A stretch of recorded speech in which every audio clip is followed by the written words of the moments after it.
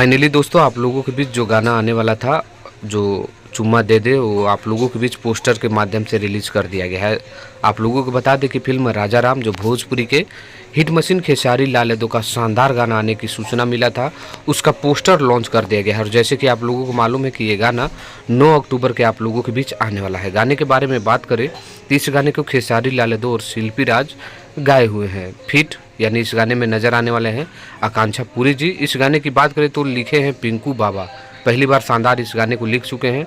Music विनय बिनाय का है और ये गाना सारेगामा हम भोजपुरी के यूट्यूब चैनल पर आप लोगों के बीच ट्रेलर से पहले आ रहा है और आप लोग काफ़ी वेट भी कर रहे थे कि ये गाना जल्द से जल्द रिलीज हो। तो 9 अक्टूबर को आ रहा है।